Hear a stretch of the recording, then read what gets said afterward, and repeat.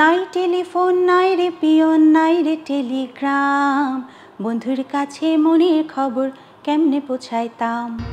একটা সময় চিঠি ছিল যোগাযোগের একমাত্র ভরসা।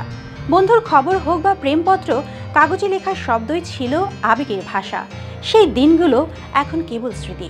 ফোন, মেসেঞ্জার, ইমেলের যুগে চিঠির হলুদ খাম হারিয়েছে আবেদন, আর পোস্ট বক্সগুলো দাঁড়িয়ে আছে শহরের কোনো কোণে অতীতের নিদর্শন হয়ে। একসময় সেই প্রাণবন্ত ডাক বিভাগ এখন ধুঁকছে দুর্নীতি, অব্যবস্থা আর জীর্ণ অবকাঠামোর ভারে। দ্রুত ও নির্ভরযোগ্য সেবার খোঁজে মানুষ ঝুঁকছে বেসরকারি কুরিয়ারে। গত ১.৫ দশকে ডাক বিভাগের আধুনিকায়নের নামে ব্যয় হয়েছে প্রায় ১,০০০ কোটি টাকা। চালু হয়েছিল পোস্ট ই-সেন্টার ও মেইল প্রসেসিং সেন্টার প্রকল্প। লক্ষ্য ছিল ডাকঘরকে ডিজিটাল যুগে নিয়ে আসা, কিন্তু বাস্তবে বেশিরভাগ ডাকঘরেই নেই সেই সেবা। যন্ত্রপাতি অব্যবহৃত পড়ে আছে, অনেক জায়গায় ইন্টারনেটও কাজ করে না। তদন্তে বেরিয়েছে সরঞ্জাম কেনার ১০ থেকে ২০ গুণ বেশি দাম দেখানো হয়েছে। অর্থাৎ উন্নয়নের টাকা গিয়েছে উন্নয়নে নয়, অন্যত্র। এর প্রভাব পড়েছে মানুষের আস্থায়ও।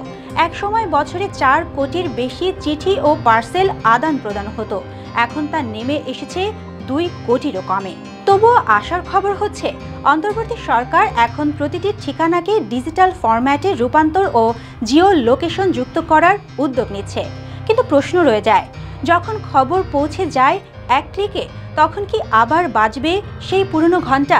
চিঠির খামে লেখা ভালোবাসার শব্দে কি আবার উচ্চারিত হবে, এখন তুমি কোথায় আছো, কেমন আছো, পত্র দিও। সুবর্ণা মেইজাবিন, দেশকাল নিউজ।